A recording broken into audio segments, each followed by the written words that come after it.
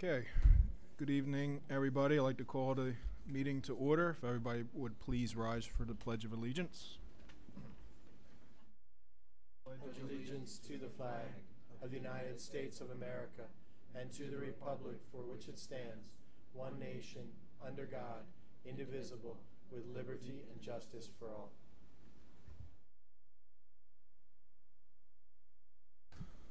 All right, welcome to our July special action meeting and our Committee of the Whole. Mrs. Sugars, would you take roll, please? Mr. Goodwin. Here. Mrs. Judge. Here. Mrs. Matlack. Here. Mrs. Seidel. Here. Mrs. Scarpolino. Mrs. Schultz. Here. Mr. Tomlinson. Here. Dr. Wong. Dr. Dickinson. Here. At this time, we'll have our first public comment period. Your comments must be regarding items on the special action agenda. When you come to the mic, please state your name and address. You will have 3 minutes for your remarks. Please note that the green light will turn yellow when you have 30 seconds remaining. The light will turn red when your 3 minutes are up. Any comments about the special action agenda? No? Okay. Seeing none, we'll move into our Committee of the Whole agenda. And I'll turn it over to Mrs. Seidel for the CNI. Thank you, Dr. Dickinson. We have just 2 items on our agenda tonight. There was 3, but the third item has been removed for discussion tonight. But Dr. Campisi is going to give a presentation, which is going to cover the 2 items that we're discussing for CNI. They are highlights from the 2017-2018 school year, and then what's coming for the 2018-2019 school year. So, Dr. Campisi.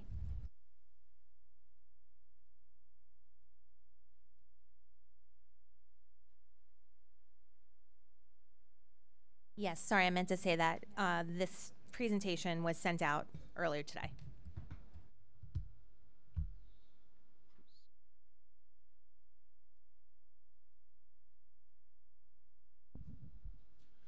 So the handout you have it encompasses a lot more. So what I did was I broke some things down and broke some things out. I'm going to try and fix this screen now so it's a little easier for you all to see. Of some things to highlight. There's my present.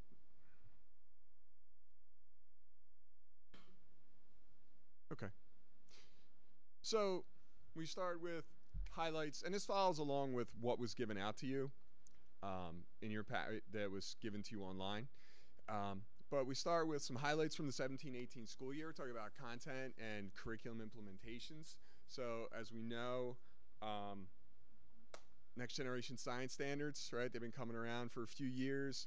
The curriculum and instruction office has worked very hard with a lot of different stakeholders to make sure that everything's implemented, and not just implemented to take a test, but implemented so students learn.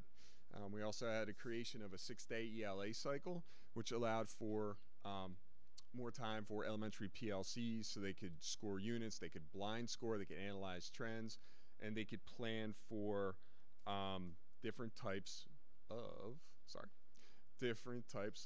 interventions. All right, next one. All right, continuing on with content and curricular implementations. So Dr. Mahan and the technology department just deployed somewhere between 900 and 1,000 devices to each teacher in the school in a very brief period, in a very efficient manner of time. It was incredible to watch.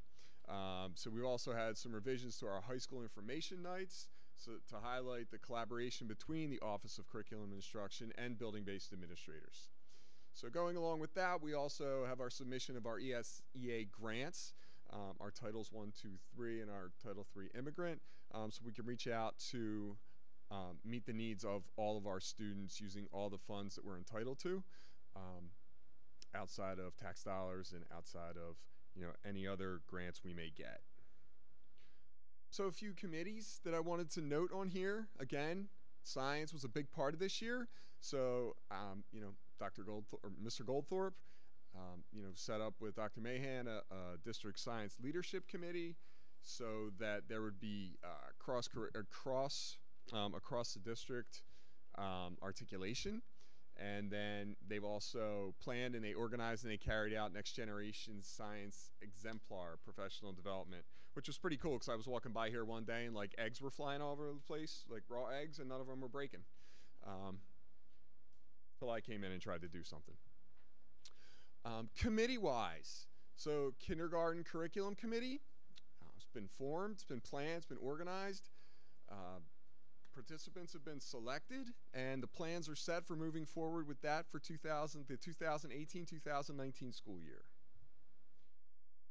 So 17-18 professional development, some highlights.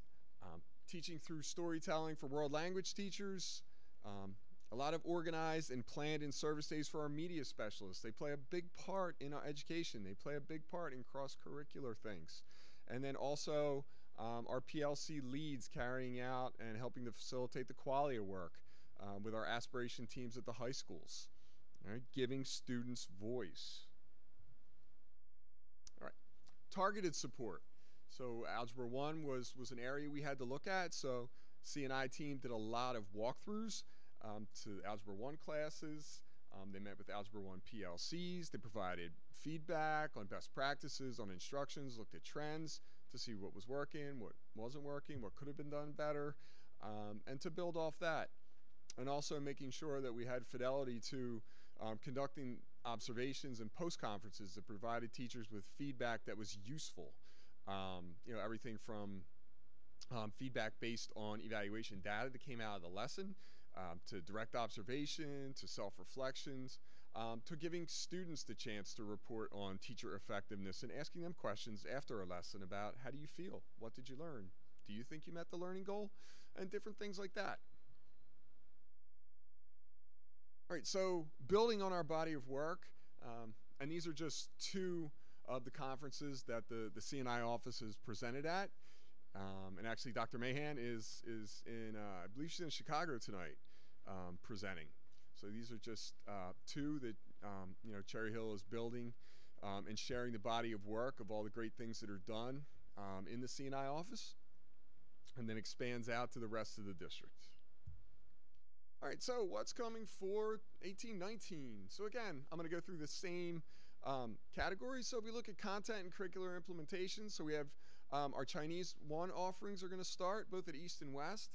We're going to keep focusing on secondary science, utilizing common rubrics and scales, and utilizing the practices of can I, did I statements and different things like that Mr. Goldthorpe will go through and dive into even more with the teachers as he continues to lead us in science. Right, professional development. So we've invested a lot in technology, so now it's that time for the train the trainer technology support. That's where, as a staff member, when I learn things, I turn around and I start to train other people, and it becomes organic and it grows, and you don't have to bring in people all the time from different Google academies, but it's organically grown.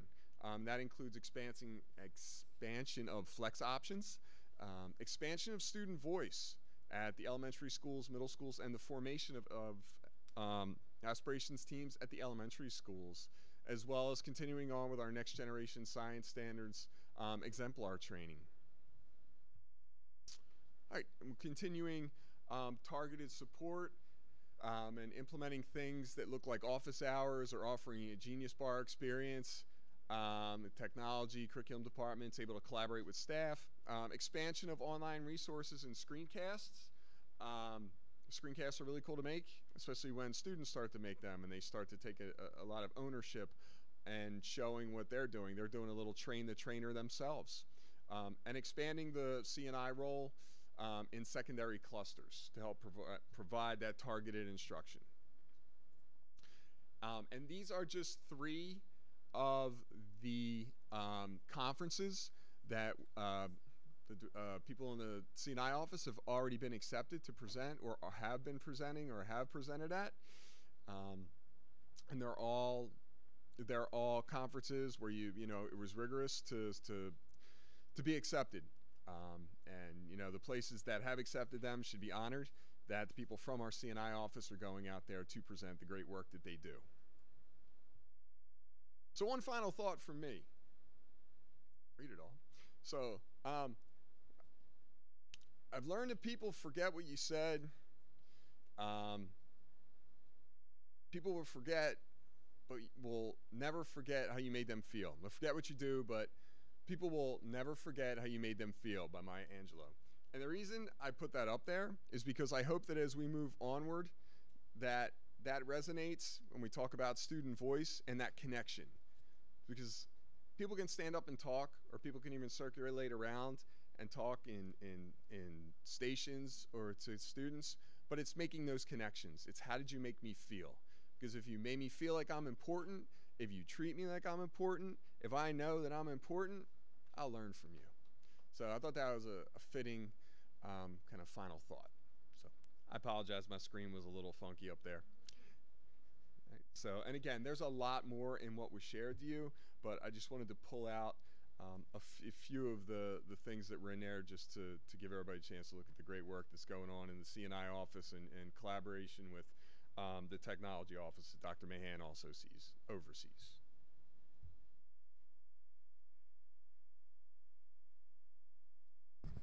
Thank you very much. It's definitely an impressive list. I know that we talk about these in greater detail at each C&I meeting every month, but to see it all listed on this piece of paper that we all received this afternoon was pretty impressive, especially the items that are coming up in 2018, 2019. So we have some exciting stuff on our plate. Does anybody have any questions or items for discussion related to the document from this afternoon or the presentation? Mrs. Matlack.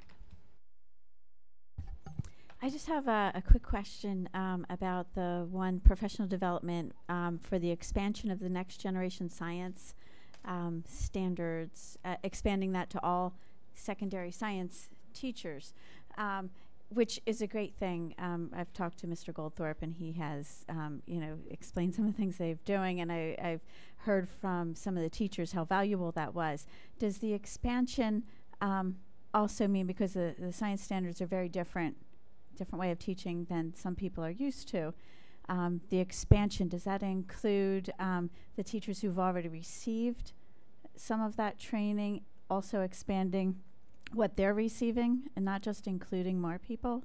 So it's that whole thought of differentiated instruction that we have with our students. We have to differentiate our professional development. So if somebody has really taken off with the science PD that they've received, then they're kind of at a higher level, so they keep going, or they start turning around, and that's that whole train the trainer model.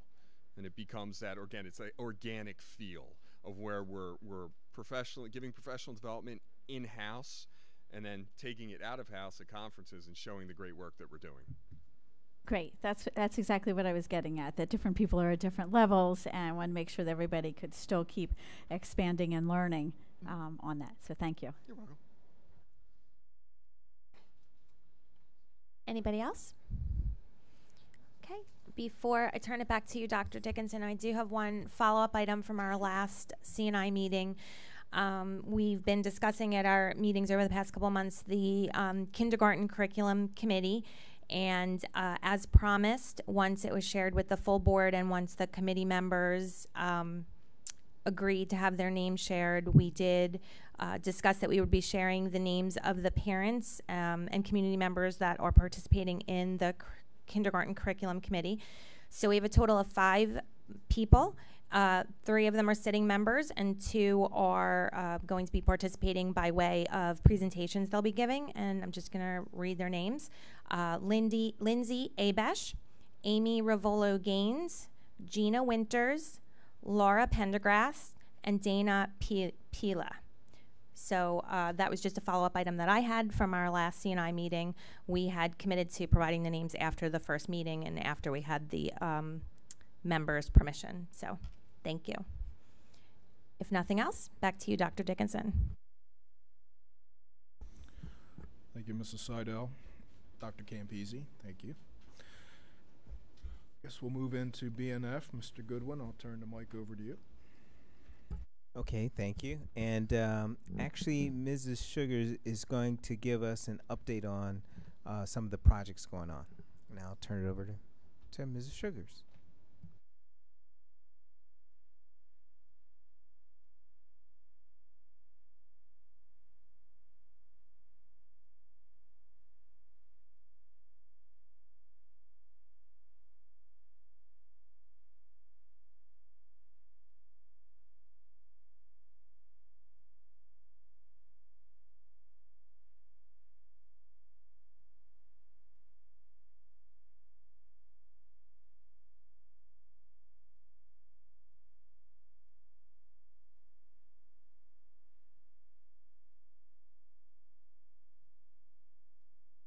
Some of the projects that we're wrapping up that have been ongoing during the course of the school year. Some of the projects that we have coming up, some smaller projects and some larger projects that we're going to be working on over the summer and into the school year. And at the end, I'd like to talk about where we stand with our project applications with the state. And I'm going to ask Mr. Bart to jump in here wherever I miss some details to fill in some of the blanks. And I'd also like to thank him for taking all the pictures for tonight. So projects that we have near completion that we're wrapping up right now. We've done a lot of roofing work over the past couple months. We have obviously a lot of roofing work that's going to be in the project applications for the bond referendum, but we had things that just couldn't wait that long, particularly at Mann School. So we did a bid for that. We did some of that work through a bid. We did some of it through some consortium vendors. We actually expanded the scope as we got in there. We found some additional things that needed to be addressed. And we recently awarded a T&M bid, a time and material bid, which will make it easier for us to make repairs in the future. We'll have somebody on call that we can use when we have issues in the future. So we're wrapping up some of that. The Barton Foundation Work project, we were very concerned about how this project was going to go. If you recall, we had trouble getting bidders for this project. So we did finally get a bidder on that project. We were concerned about how that was going to work, doing that work during the course of the school year, second shift, and actually it went fairly well. We had a few hiccups, but for the most part, it went very smoothly, and we should be wrapping that project up this week. We did some site work at Kilmer, Carusi, East, and West. Most of that was concrete work. If you've driven past Kilmer, you see our nice walkway now that goes from the parking lot to the front door, so people don't have to cut across the grass. And we also poured some large concrete pads for our dugouts at the baseball and softball fields at East and West. We had to do some repairs to the roof. Well, we did some repairs to the roof. We also had to do some repairs to the ceiling in the auditorium because of that roof leak, and we recently wrapped that up. And then our exterior door replacement project. We're starting to come down the home stretch with that one. I'm warning you now, as I put in there, we're going to have a lot of change orders on that project. When you remove 50 and 60-year-old original doors and you replace it with new doors, you run into a lot of issues. But you know, if you recall, we had a contractor that backed out of the contract. We had to re-award it as an emergent project to the second bidder. So we're very happy to get this project done. We had some doors that were in bad shape that needed to be replaced. So these are the doors at East that are on the right-hand side there by the bench. That's the wing that we worked on last summer, the new wing there. This is kind of over in the little alcove on the other side of the media center. This is what it looked like before we did the door replacement project. We had taken down that canopy the year before. We couldn't replace the canopy as an emergent project because the county did not deem that emergent, but we could remove it. So we had a lot of work to do there. And this is what it looks like now. Quite an improvement. New doors, the canopy area has been repaired. And you can see, you know, just how nice that looks with those new doors there. So we're glad to see that project get underway, and we're hoping to wrap that up soon. This is another part of our site work project. We're removing the track at Carusi. That track was in bad shape. It was a safety issue. There's a soccer field in the middle of that track area, so that will be seeded and topsoil and all that kind of stuff, and that will just be an extension of the field that's out there. So some of our upcoming larger projects that we have going on, these are projects that we are doing mostly through the capital reserve account. Our generator project, we just approved a vendor last week, or last board meeting, to do the generator project. We're putting a new generator in at Barclay. We're also doing some exterior lighting there. We're replacing the generator at Johnson, which Don was probably original to the building, very old. And we're upgrading the generator at night, which Mr. Middleton has equated to a lawnmower. So we're going to be upgrading that generator at night. We're also doing the roofing replacement work. We awarded that bid as well at the last board meeting.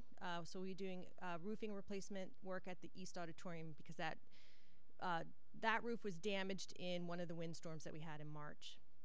We're moving ahead with security enhancements at both Payne and Woodcrest. Security vestibules, cameras, swipe card access, all those things that go with that. If you recall, we had picked Payne and Woodcrest because they're fairly easy to do. Not a lot of changes that we have to make to the main office. There's no new construction involved. So those were the two schools that we had picked. Also, we will be working on, if you recall, we had an emergent project at East that involved what is called the transformer room over at East. When that building was built, they actually built the transformer in a room. That's how they did it back then when they built that building. So not only do we have to remove the transformer out of that room and put it out on a concrete pad, we have to do structural issue around it. And we are really at the mercy of PSE&G because they have to provide us with the transformer and help us with that piece. Part of the problem we're having is we requested approval for this as an emergent project back in January. And the reason you ask for an emergent project is so that you can move ahead and repair things without going through the bid process. Well, we're 6 months in. It's very difficult to say to the county that this is an emergent project and we don't have time to go through the bid process because obviously we do. So we have spoken to John about this. We're going to take a step back. We're going to actually put this project out to bid while we wait for the transformer to come in. And that will involve PSE&G piece that's going to be problematic. Apparently they do not work on Saturdays and Sundays. So we will have to be strategic about how we do that. We will have to leave the current one in place while they install the new one. We'll have to do a lot of major electrical work to move certain electrical pieces on our part to hook up to the transformer. We will have to find some point during the school year, probably multiple points during the school year, where we can do full building shutdowns and turn off the power. This is why it would have been ideal to do it over the summer and not do it through the school year. But we'll have to pick, Teachers Convention weekend or winter break or, those times to try to do some of that work.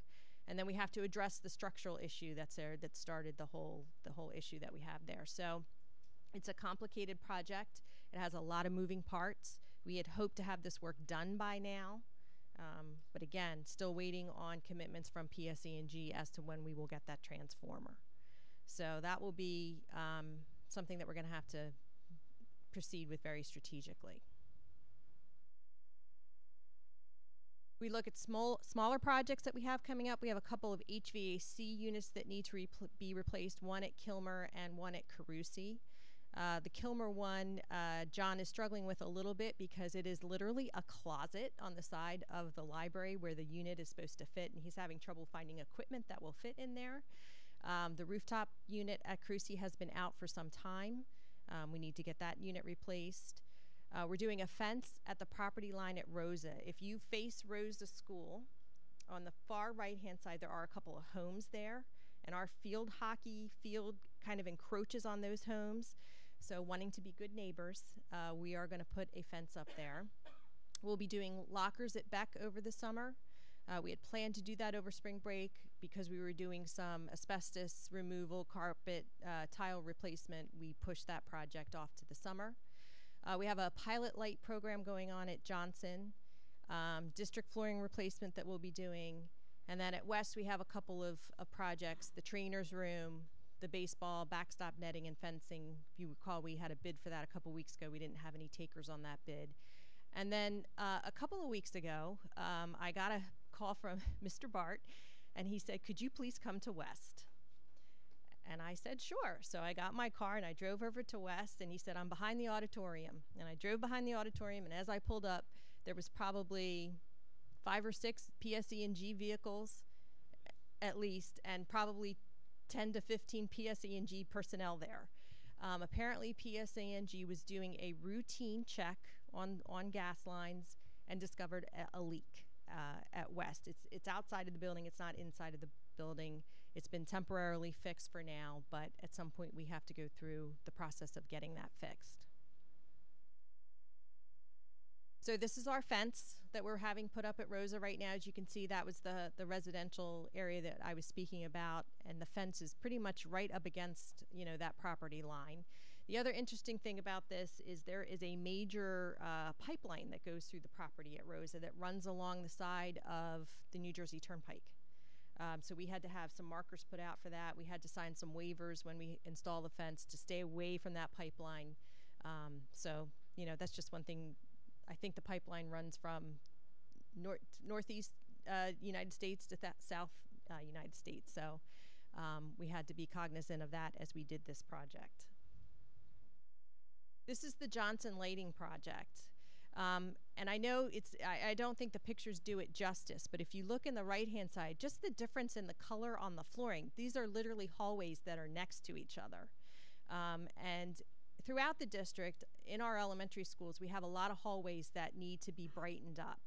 Part of the issue is the lighting that we have in there, and part of the issue, even if you noticed here at Malberg, we have fairly small lights that have a lot of space in between them.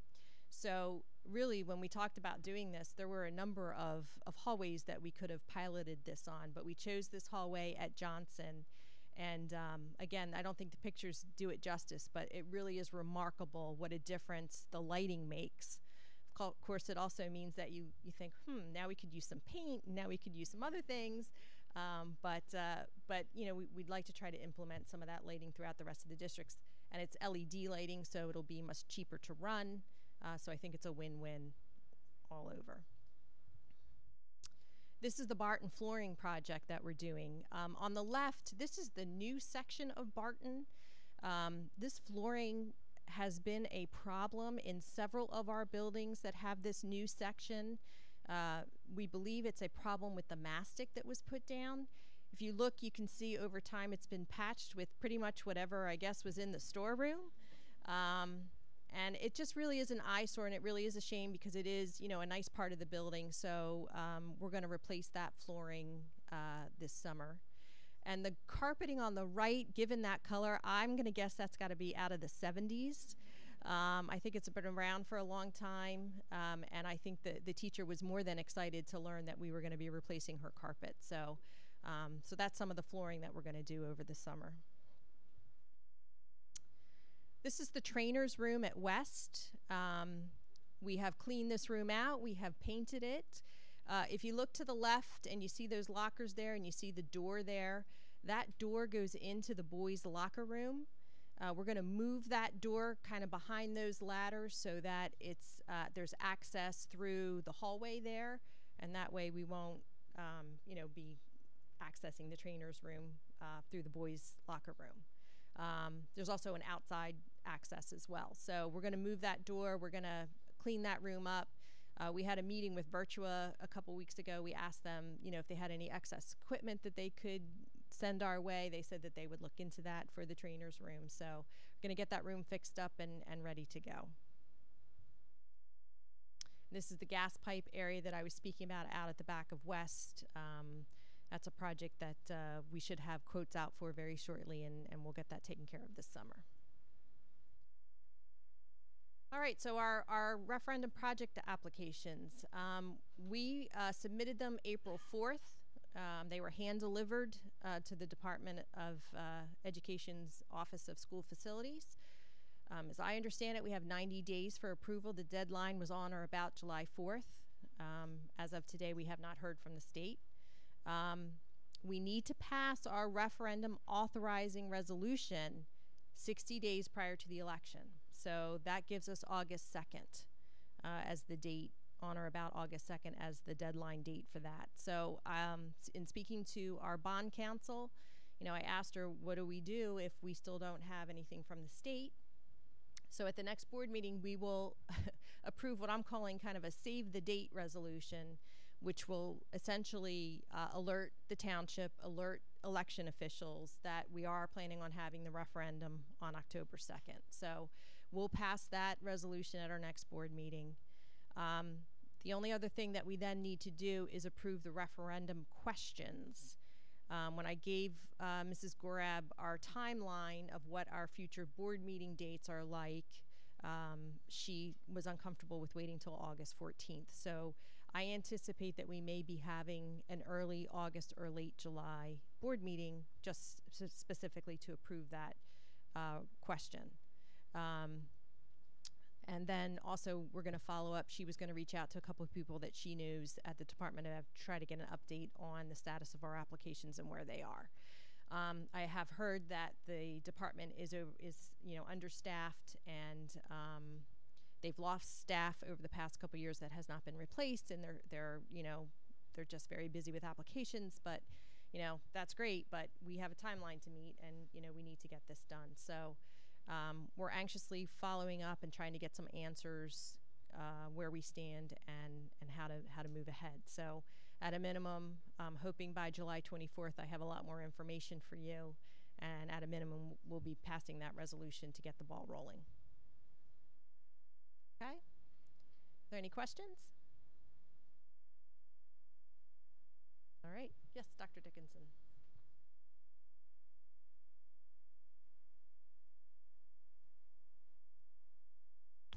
Thank you. Very, very informative. Sounds like a good plan, but what if we don't have approval from the state? You know, at some point in time, we need that before we can go to referendum, correct? Well, we need that to approve the questions, right? So we can craft kind of what our questions look like and that portion of it. You know, that's a really good question, Dr. Dickinson. I mean, at some point, if they have a 90-day statutory deadline, I have to assume that we'll see or hear something soon. You know, it just makes me uncomfortable that we're a week after the deadline and we have not heard anything. But we'll keep bugging them, we'll keep pushing, we'll keep trying to find out what's going on. A follow-up question. Remember a couple years ago we did a lot of lighting work, and I remember working with PSE&G, and we got, was it SRA funding from the state, and there was like, we got rebates from PSE&G. Is any of that available if we're going to start doing a lot of wholesale lighting changes? Yeah, there are still some of those programs available. A lot of them are, I don't know that PSE&G does them anymore, but I know there's a lot of what they call power purchase agreements that you can do, where you basically take your energy savings and it pays for the new lighting. Yeah, we've asked John to look into that to see what's available, if there's anything that we could take advantage of.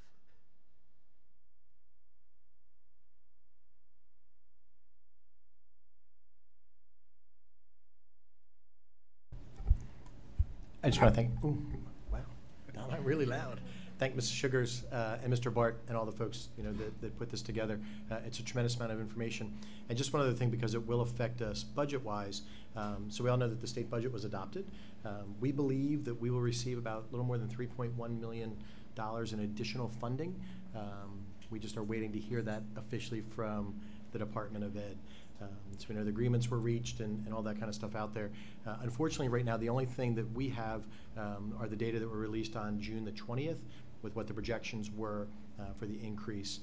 Mrs. Sugars received contact and email from the county office last Friday on the 6th that said it'll be at least 1 to 2 weeks before we receive formal notice about what those dollars are. So while we're having an incredible amount of discussion about what that looks like, you know, when that money does arrive, you know, and we're waiting to see if there are stipulations that come from the state, whether any part of it, all of it has to be used for tax relief, whether we can choose to spend it, you know, do some of the much needed work that we need to do. We're going through all those different machinations right now. So as soon as we get that official notice, we'll have additional information. The board will have to take action, as we did last year when we received a little more than $1 million in additional funding. So ideally, you will take action on July the 24th on what we're going to do with those funds. But as that becomes available, we will certainly share that with all of you. We are chomping at the bit as well, for that to come through. And while there's been lots of discussion out there about it, we just don't have anything. Until we get that formally, there just isn't anything that we can do. But I'm grateful to all of the support that we've gotten from the board, the Cherry Hill Fair Funding Group. There's a number of folks that have been intimately involved in continuing to put pressure on. Some of the folks, even that are in the audience tonight, participated in going up to not only participated, set the meeting up through Jim Beach's office to go meet with the commissioner about funding.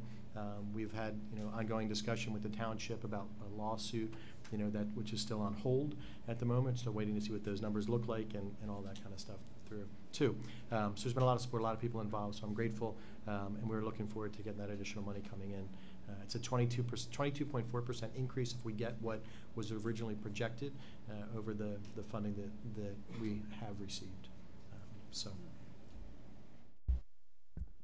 right, thank you, Dr. Malash, and thank you, Mrs. Sugars. I don't have any other items. Are there any other questions folks have? Okay, if not, I'm going to turn it back to Dr. Dickinson. Thank you, Mr. Goodwin. Don't know if you can share anything with us, but I will turn it over to Mrs. Judge for the HR. Thank you, Dr. Dickinson. Well, as I will say, like I usually say, that most of what we discuss in human resources is confidential. I can state that we did talk about recruitment.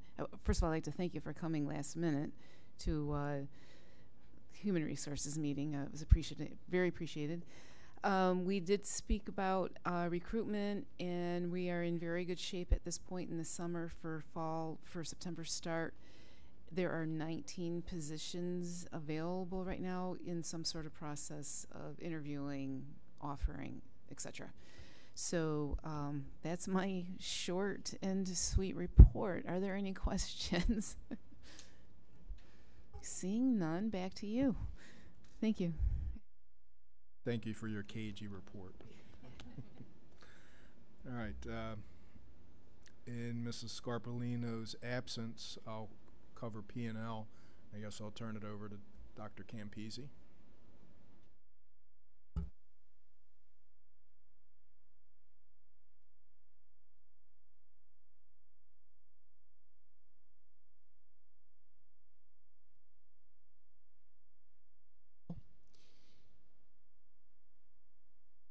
It's on, right? No? Okay, so discussion items. I was asked to put a review of policy 5350 and regulation 5350 for discussion items.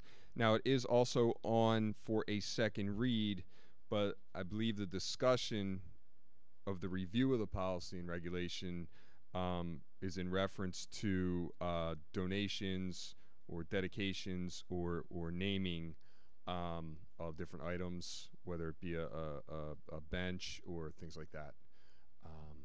So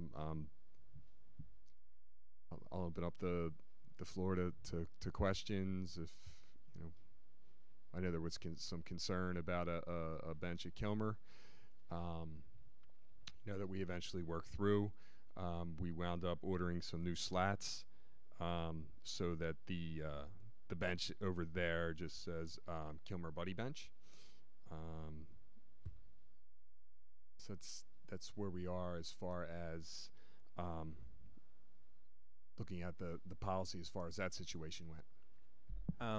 One question I do have is can you or someone speak to the origin of this policy and why this policy is was put in place? I'm not sure if most districts have it or don't, but could you talk a little bit about the policy and what?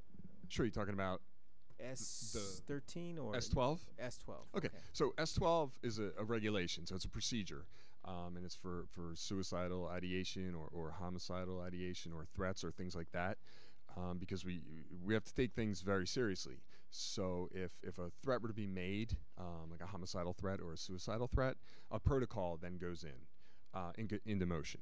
And so let's say I were to say something.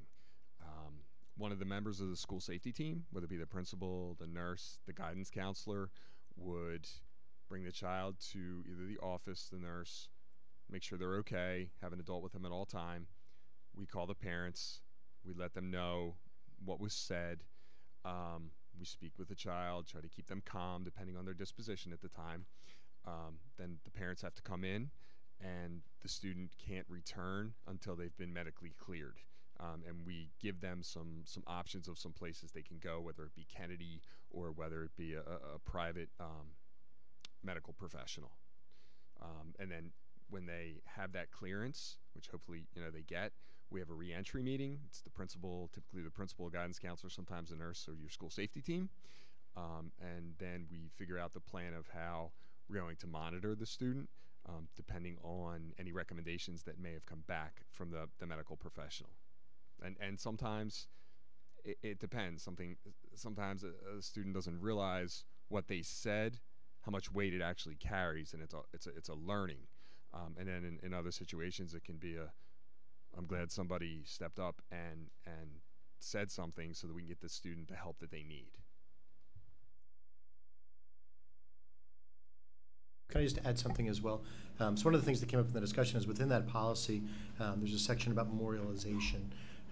And the policy developed, we had some significant issues through the last 18 years, and even back a little bit farther with suicide, and suicide of students and staff members here in Cherry Hill. So the policy went through a number of years of development and involved members of the board, members of administration, staff, mental health professionals. We worked with folks from Columbia University as well. So when the policy was developed, so part of the piece about the memorialization is that it applies to all sudden death, that there is not memorialization of sudden death. And if there is memorialization, it's something that is temporary, to go through. There were times, for many years in the district, and you go back as far as we do as a school district, where trees were planted or things were named or plaques were hung up or that kind of thing. But with the advent and the evolution and the development of the policy, it was included in there about not creating permanent memorials to sudden death of any kind.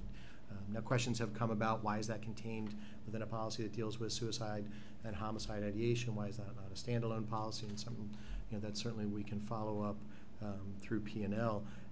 But part of the big piece became the discussion of, is it incumbent upon the board to make the determination of, I'm going to value this death more than this death, more than this death, and who's to make the determination of what's appropriate to memorialize, a child or a staff member or a community member or a parent or, or that kind of thing.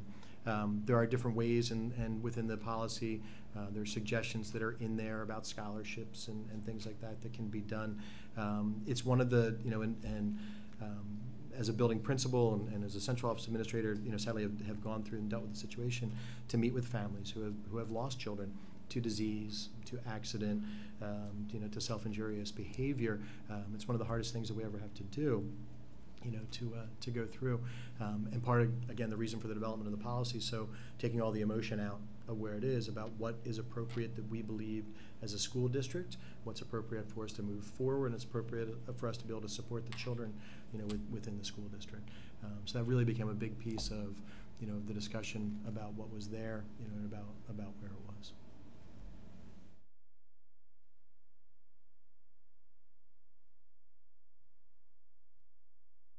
Okay, first readings. All right, student smoking. So this is a revised policy, and it's for the addition of smokeless tobacco, any type of cartridge that would provide, that would deliver nicotine or anything else that could be inhaled.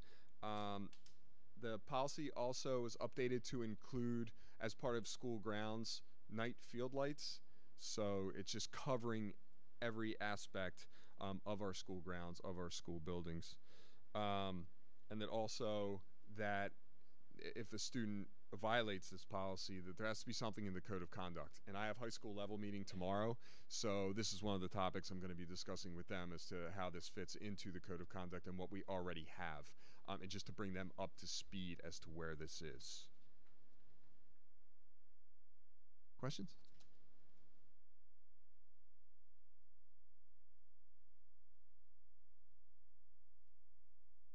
our second policy for a first reading. So it's passive breath alcohol sensor device. Basically, what it comes down to is the building principal or their designee. They have to make a decision ahead of time who's going to be screened. Every 5th student, every 4th student, every 2nd student, every 10th student, or every student.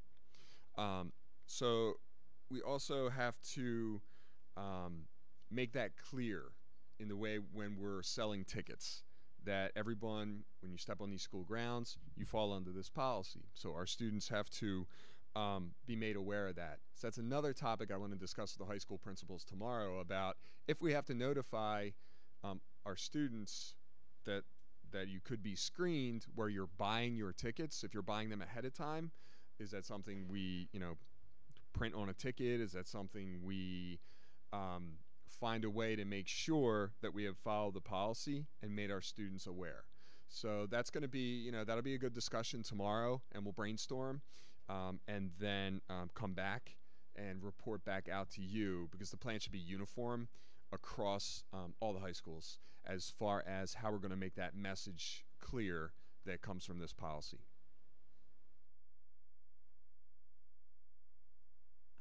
So this is expanding it beyond just like dances and all that, or? So it's any school-sponsored activity. Okay, because I thought at dances and those kind of things, it's already a mandatory thing everyone has to go through. Is that not true? So this is where we need policy for this, even though it's a suggested policy. Again, it's that consistency part, because it'll allow me to sit down with the high school principals and say, are you doing this at every dance? Are you doing this at every event? What is your format? Are you doing every 4th? Are you doing everybody? Different things like that. Who's your designee? The director of athletics, right? He should be clued in on this as well, too, in case he has to, he's covering an event and he has to make some kind of decision. So it's consistency, and it's making sure that one high school isn't screening more than another, and different things like that.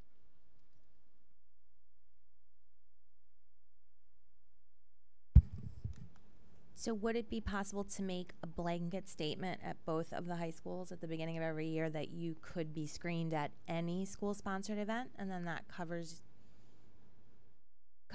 sort of the notification that it could happen at the principal's discretion? I'm going to defer to council on this. I think it's something if we could sit down and discuss, Mr. Green. I would have to. I don't want to give a yes or no answer, just because of the way the ledge is written and the policy is written. But that's an excellent question and an excellent, an excellent thought. So if I can, have a few days to sit down and get some thoughts with Mr. Green and Dr. Malash, and to figure out the best way to get that message out there.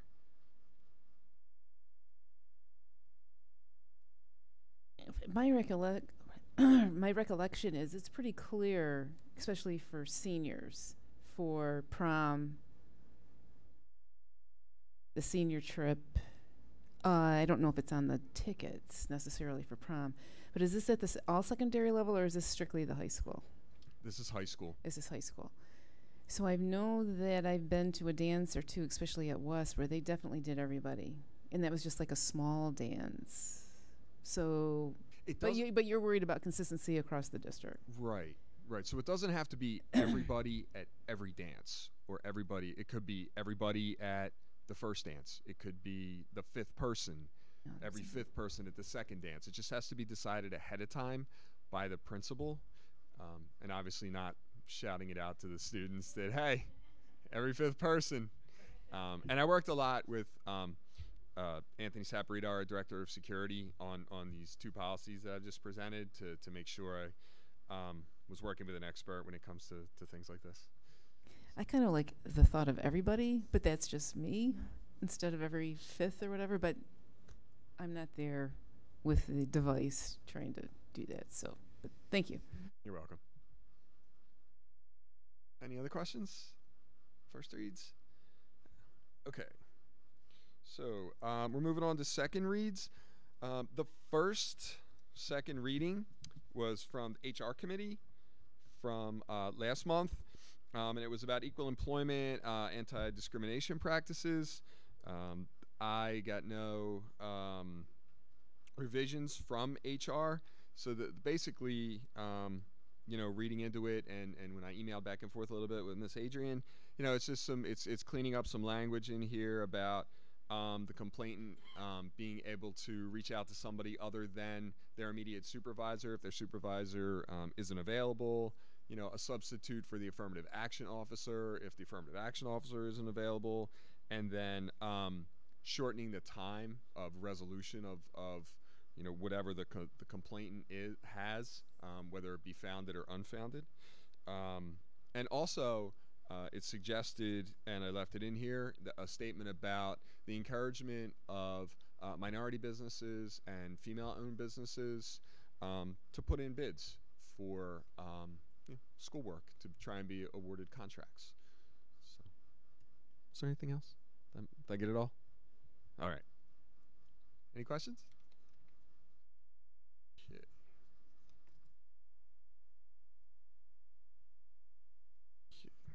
So,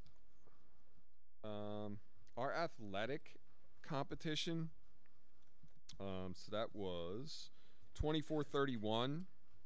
So if you look at 2431, it is about making sure that the sudden cardiac arrest pamphlet is distributed each season. The same as we now have to distribute the use and misuse of opioids. Mr. Burrell's already taken care of that, and he is already on the sudden cardiac arrest pamphlet. So he's on top of that. So we've added it into the policy, and it's mandated, has to be in there. He'll give a report out of the best ways of getting that information out to the students, the student athletes, whether he does it online through the online sign up, to make sure that everybody gets that, and then he gets that signed statement back. Questions? All right, varsity letters for extracurricular activities. So this was the policy where legislation was passed that every school that has a high school or high schools you have to have this policy, but you don't have to take it any further. And it's for students that compete in things outside of sports. They compete interscholastically, so the DECA team or another team takes on Eastern or other different schools, that upon recommendation of the superintendent, the Board of Education can pass can pass a motion, can pass a resolution that students can earn varsity letters. So this is the other topic that I have to discuss with the high school principals tomorrow morning. And I think this will be a very good opportunity for them to give input, and a very good opportunity to get their student aspiration teams together and to get a lot of really good student feedback in this. I think it's an opportunity to really have student voices heard as far as what they believe who should earn a varsity letter and what types of activities outside of sports. So I think it lends itself to really rich discussion and a lot of really good student feedback.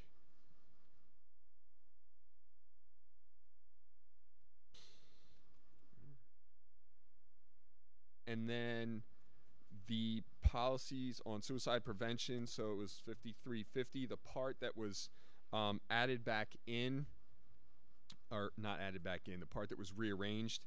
Previously, if there was an attempted suicide or a completed suicide, there were more than one organization within the state that had to be reported to. But because the Division of Mental Health and Addiction Services was transferred to the Department of Human Services, they've streamlined it. So if there, hopefully isn't, but if there isn't any attempted suicide or completed suicide, we have to report to Department of Children and Families. So we report only to DCF, and that's our obligation. So that's been put in here as well to update that. And then our last policy was just a designation. So it's reporting potentially missing or abused children. So the district has to designate somebody by policy. So we sat down and discussed who that would be, and the person is our supervisor of pupil services. That'd be Bonnie Minjin. She's already doing that role, and this just makes it official in our policy that keeps us in compliance and keeps us up to date with everything. They are all the second reads. Do I have any questions? Thank you.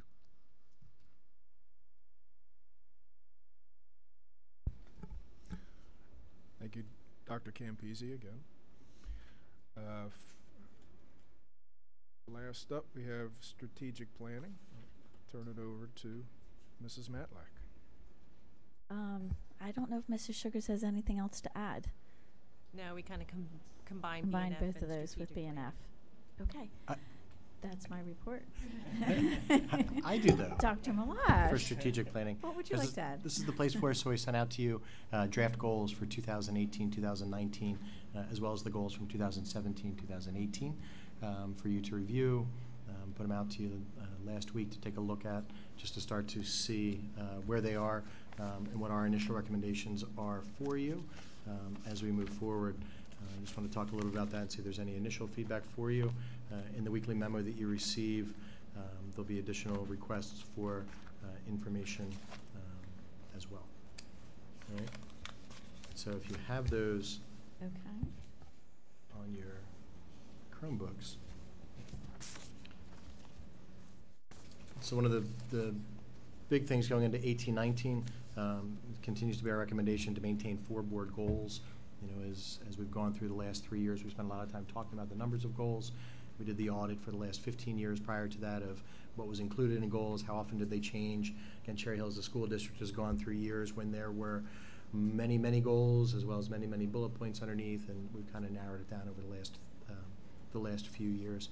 But the recommendation is to maintain consistent language in the first 3 goals, you know, for where they are. The first goal being continue to improve student achievement at all grade levels for all students and decrease achievement gaps where they exist. The second goal, create a cost-effective budget that provides for educational resources as well as preventative maintenance and ongoing facilities improvements in all schools. The third goal, enhance communication and relationships with internal and external stakeholders. Then the fourth goal becomes, again, the divergent one. This is the one that we changed for the 2016-17 school year, for 2017-18, and again, a recommendation for 18-19. And this is to change because the last 2 years have been about the Cherry Hill 2020 plan, one with doing the strategic planning work in 16-17, 17-18 into making that something concrete into the referendum. And then this year is create an actionable plan bond 2018 to continue to update items included in the 2018 bond referendum. And as you go through each of the bullet points underneath the goal areas, you'll see probably the most consistency under the first goal. You know, and again, just as a review, as we go through and talk about it, because we spent a lot of time during the summer talking about the development of the goals. These are the highlighted key areas that we will continue to report on and talk about. These goals, there's no way to make these goals inclusive of what takes place on a daily basis or what all is going on. It just is not, we are not able to do that. So when you look at the bullet points underneath, under the student achievement one, we have a piece that focuses on as we are responsible to do park assessment and the impact of park assessment, results of the park assessment. Very interesting information was released by the Department of Ed today about park, proposed transitions with park and the number of tests that are assessed and the number of times kids have to take the test. You know, I think we're going to see a dramatic cutback in the amount of standardized testing required by the state, which we believe is a positive for all of us, especially for the kids who are involved. But you see the goal that goes through the action point about park assessment, again with our internal benchmarks. How do we look at how the kids are doing? What are we do the comparison about them meeting the standards, what we expect them to do, and where we expect them to be at each grade level. Continue to work with this blueprint for student success, which follows through the curricular development as well as the implementation, looking at what actual instructional practices. And then we've included in here a bullet point about creating opportunities at each school to enhance and nurture student voice, continuing to work with the student voice, you know, and again, listing that specifically in the goals. You'll see consistent language again in the section about the budget and preventative maintenance and facilities improvement, and there are certain things we have to continue to look at. We've had a lot of discussion as a district and with the board over the last 6 months about the organization in our buildings and grounds and facilities, how we are organized, what that looks like, who's assigned to which tasks, how we break down the tasks, and the number of folks that are included to do each one of those jobs. There'll be a big piece of what we are looking at during the course of the year. We just recently approved a new director of facilities who starts in August, and we'll continue our discussions with him and his staff as well. One of the other highlights that we have that, again, I think is a little bit divergent for us as a school district is including the ongoing training for our facility staff, cultural proficiency, equity, and character education. Again, we believe this is the critical part of who we are as a school district, right? We talk about safety and security being one of the most important things we do. Character ed, equity, and cultural proficiency is one of the most important parts of who we are. We've expanded that training. We've done an incredible amount. Again, you've seen the presentation with the 5-year plan. And we're one of the few school districts that has formalized it to that degree.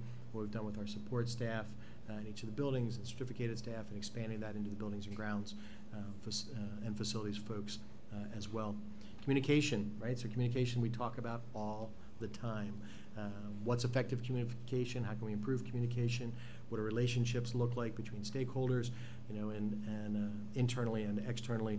So you can see the continued development of that, as well as the implementation of our character ed plan and the cultural proficiency plan. And then the referendum, right? So, you know, thank you to Mrs. Sugars and Mr. Bard for the work they put together. We are still expecting to go out for referendum on October the 2nd. We will continue to call the state. We'll continue to push with the state about getting a response, as Lynn talked about. 90 days was July 4th. You know, so we will be 90 days in 1 week tomorrow with where we are. So we are continuing to move that forward. There will be a referendum vote. There's work that has got to be done. Kath? So I'm sure you guys are as nervous as I am about this. Has there been a district that had a problem with this and had to, I don't even want to say it out loud, but push back the date because of the state not answering? Yeah. So what is their response when we're calling and saying? It's part of the problem. We're not getting a response. You're not getting any response. Yeah.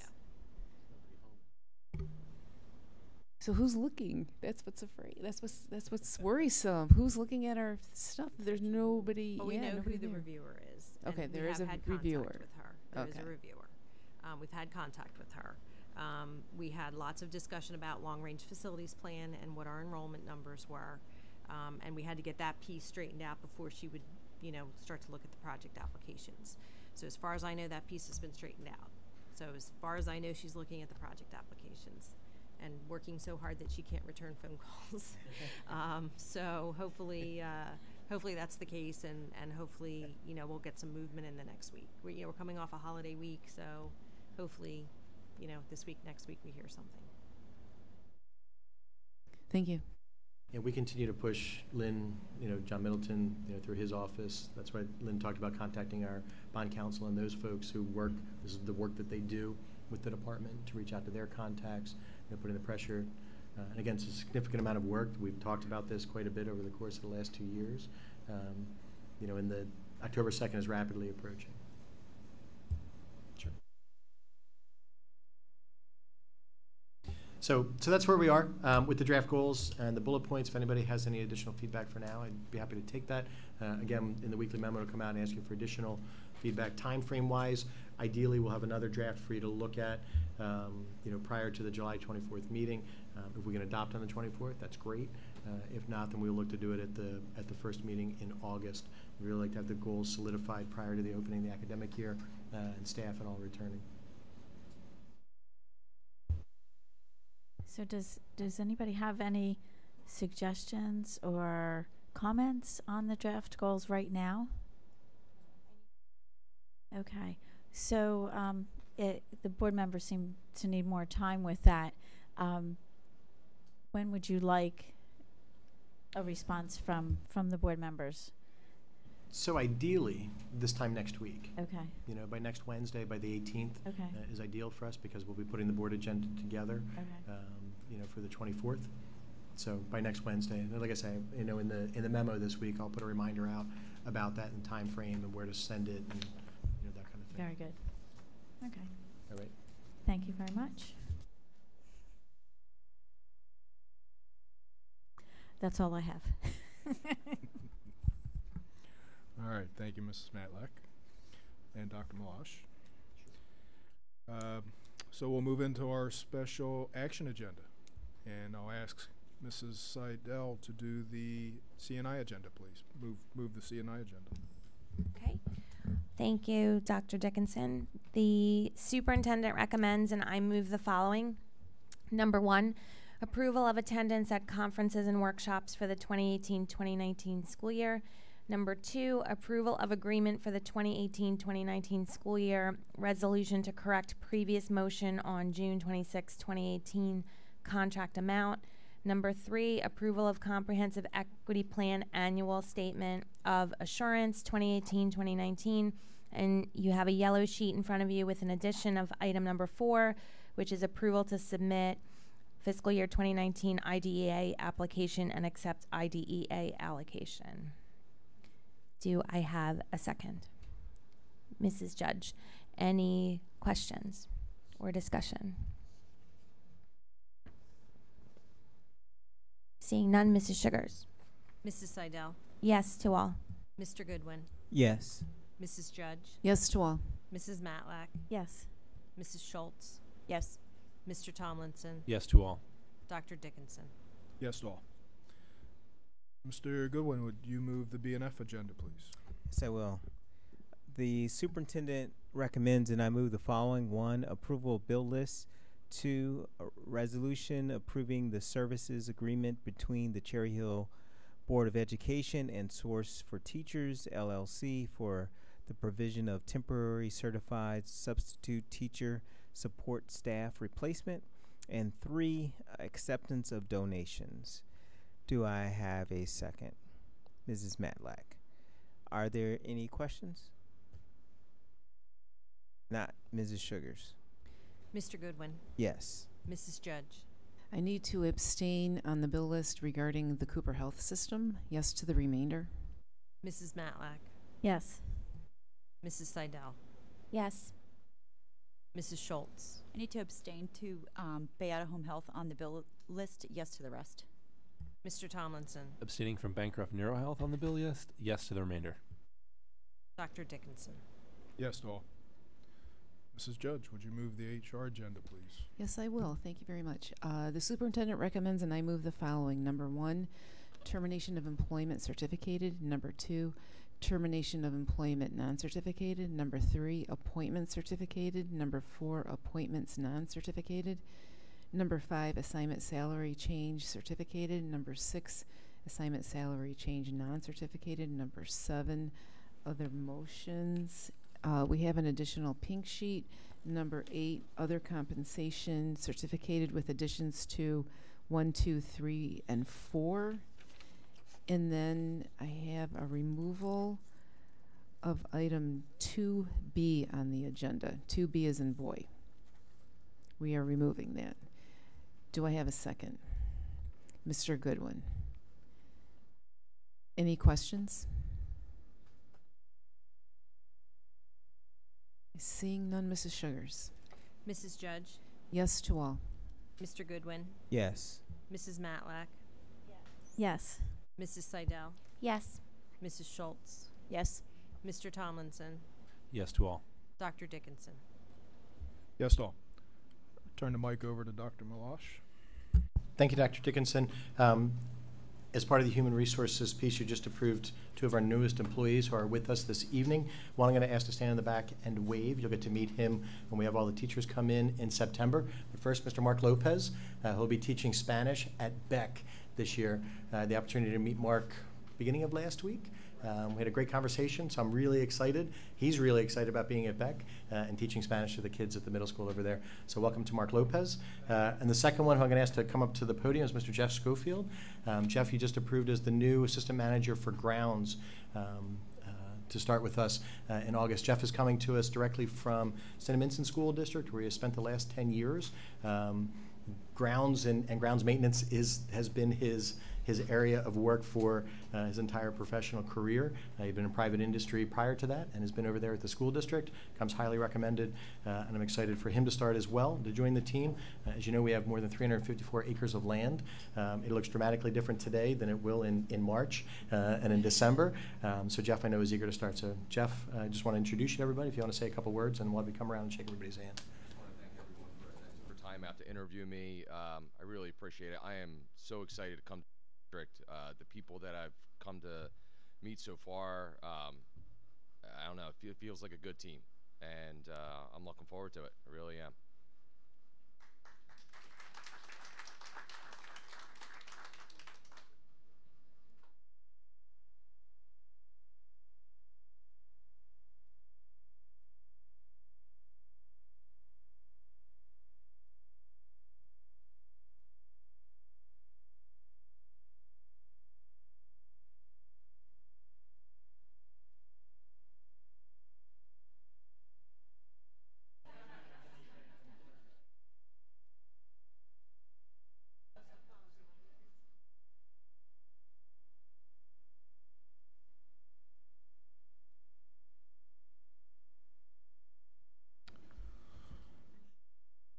Okay, we have no P&L item agendas and no strategic planning item for this evening. So we'll move into our second public comment period. When you come to the mic, please state your name and address. You'll have 3 minutes for your remarks. Please note that the green light will turn yellow when you have 30 seconds remaining. The light will turn red when your 3 minutes are up.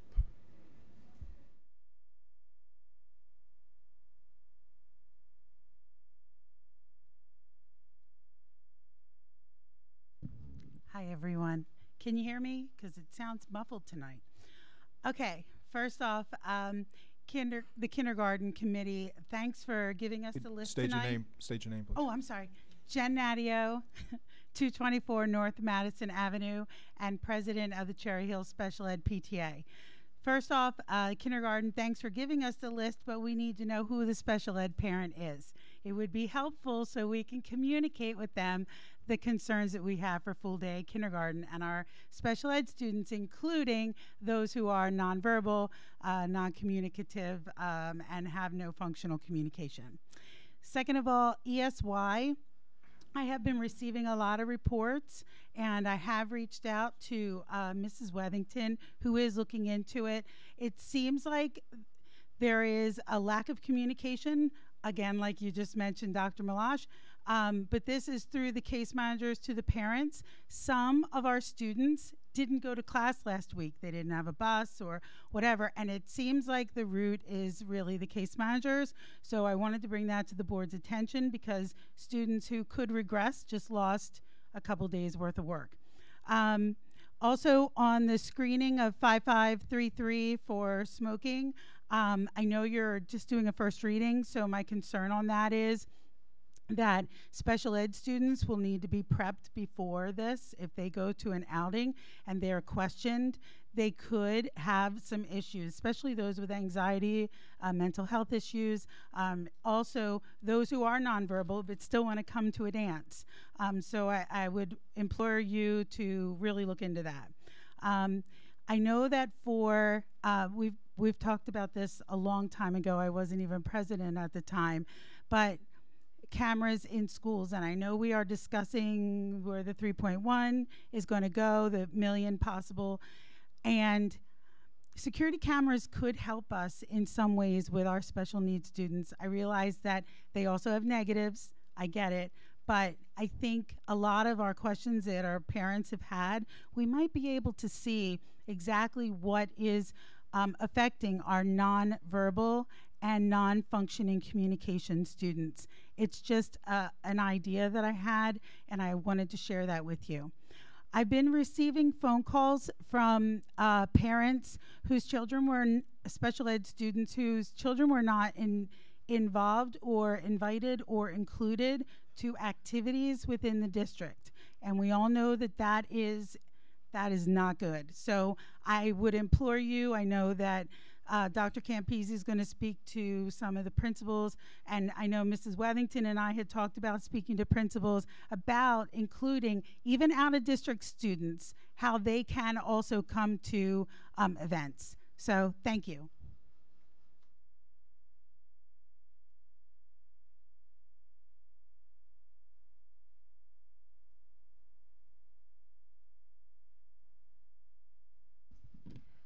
Laurie Neary, 301 Bell Arbor Drive.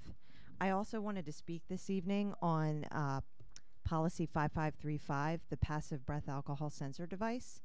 In reading through the policy, I'm a little concerned around the second to last paragraph that states, if additional screenings confirm the presence of alcohol in a student, the matter shall be reported to the principal or designee and the certified or non-certified school nurse or the school physician according to the reporting notification, and it lists other regulations and policies. Nowhere in that paragraph does it state the parents. So if those are listed within those additional regulations, I kindly ask that they be called out, because we're notifying everybody but. And they're the most important stakeholder of all in this policy. And again, with regard to just a note or a caution regarding this, and as several board members questioned, typically I'm not always an all or none, but I caution random or every fifth. You're opening the doorway to, are you targeting? Are you profiling? It really should be an all or none. Or you're doing it with cause, but again, I think you're opening yourselves up to a liability otherwise. Thank you.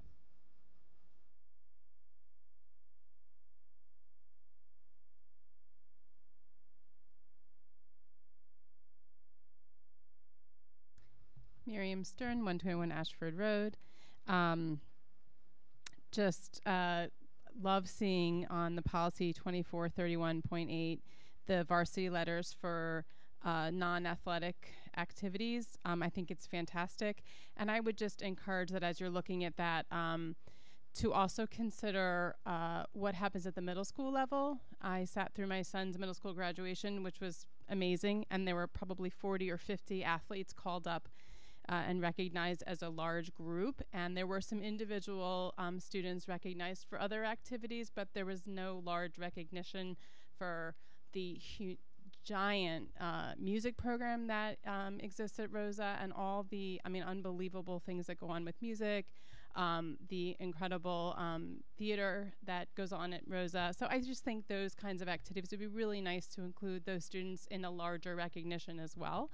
Again, there was recognition, but not the size and scope. It really stood out to me how much the athletes were being recognized above other kids who achieved in other ways.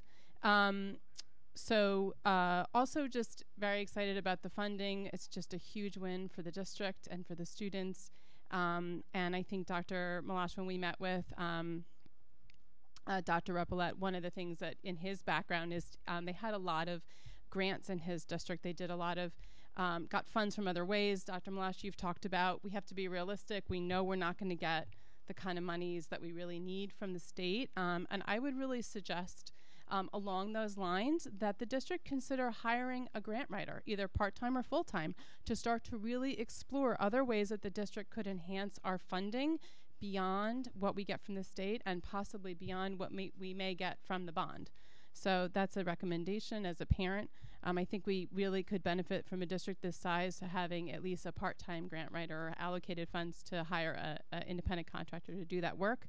And last but not least, I really want to say I think your suicide policy, the District 5350, is an excellent policy. I know there's a lot of pushback at times. I get calls at my own office for kids who need to be screened, parents who say this is ridiculous, but it's not. It's a huge liability. I think you never want to be in the position of looking back and saying, oh my gosh, why didn't we do something? I just think it's a very well-developed policy, and I really commend the district and the BOE for your work on it, so thank you.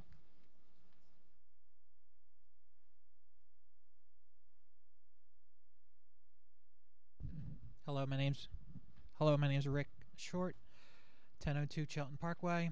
I'm just going to comment to what Ms. Sugars was talking about with the east electrical problem we have coming up. Again, I don't know whether the engineers have deemed the walls to be what's the word I'm looking for, in danger of falling. But if the engineers have not deemed the walls to be imminent danger, I would say support the walls. Let it ride through another entire year. There's an old expression: if the transformers are working and everything's working, the old expression is if it's not broken, don't fix it. If the engineers have decided that the walls are imminent threat, we don't know the weight of these transformers, but I know if they're at least less than 20,000 pounds, I would suggest building a temporary structure over the like a architectural structure, a tent type structure with like a heavy 22 ounce. I would also suggest putting a fence around it. I would suggest taking the walls down this summer, and because if you're in the middle of the school year, and Mrs. Sugars even mentioned it, PSE&G doesn't work on the weekends, and you know you're not going to get them here out on Thanksgiving or on Christmas. All you're going to incur is thousands of dollars in generator rentals to try to do this in the middle of the school year. And you just open yourself up to other problems, whether or not you can even have electric in parts of the school and teachers have to work with candles, or if the food's going to go bad because the refrigerators don't work. So I think it's Pandora's box in the middle of the school year, and I think it's a dumb idea to do anything in the middle of the school year with the transformers, which run the entire school. If you don't need to push it, wait till next summer.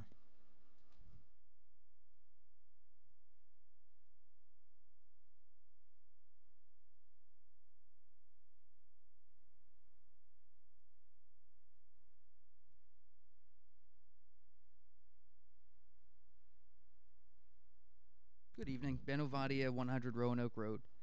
Just wanted to say a couple things, especially where we are in the school year. So yes, fair funding. Yes, waiting to see. Yes, there may be stipulations. Definitely a victory. You know, good for us. You know, last week or last time we could celebrate the teachers. This is good news too, and that's great. Obviously, there's a security assessment going on. What I wanted to do is, in looking at security, I did start to read articles. Always a mistake, but I did it anyway. And today I was trying to find one of the articles I was reading, and I couldn't. But I found Education Week, and I thought we might be uniquely interested in what Education Week said. This is about a certain population. This is a population that can't be particularly vocal, I guess. But when we look at it, it looks like the board will be adopting board goal number 3, including internal and external stakeholders. In this case, I want to talk about an internal stakeholder. It turns out with violence in the schools, there is one statistic, and it seems like one statistic only that's up, and that's student violence against teachers. I say this to say, according to Education Week, 5.8% of 3.8 million teachers are physically attacked. 10% are threatened. That's a very alarming statistic. It destroys, on balance, their careers in the sense that 44% report a negative impact on their teaching, 27% consider leaving the profession.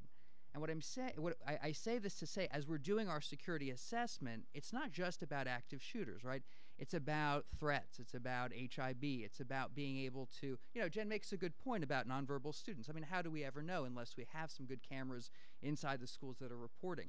But I would also speak up for the teachers who, I don't know if there's Cherry Hill data available, but it's certainly a group as you consider these security recommendations and as they come in that we think about, you know, we need our teachers to want to teach. We need them to want to teach here. Contract, obviously a step forward, is great. I congratulated everyone on it last time. We need to also think about, you know, their safety in addition to the students, of course, safety. For me, I don't know. I'm more of a day in, day out type of security type of guy, but people are going to be bullied and threatened, and that's going to happen. Documentary evidence would be good. The only other thing I want to say today is, again, you know, expecting 3.1 million, fantastic. You know, let's spend it well. I think there was reports today about train the trainer. I think Dr. Campisi was talking about technology. That's where $1 million went last year. Good investments are great. Let's not do tax relief. As a taxpayer, obviously, but you know, as a parent of 2 children in the system and one to get into it, you know, tax relief, it wouldn't make any sense to ask the taxpayers for $150 million and then say, oh, but we're going to give you relief on this 1 year. It's money in hand. Now, there may be stipulations that we have to do such a thing, but unless we're absolutely forced to, I don't see how those two messages can possibly gel. Dr. Malash says there's work that needs to be done in the schools. That's obviously correct. I don't know what the number is. It's very high. You know, $150 million maybe is close to what it is. But for goodness sake, you know, we don't need a tax break. We need this to go back to our schools. Thank you.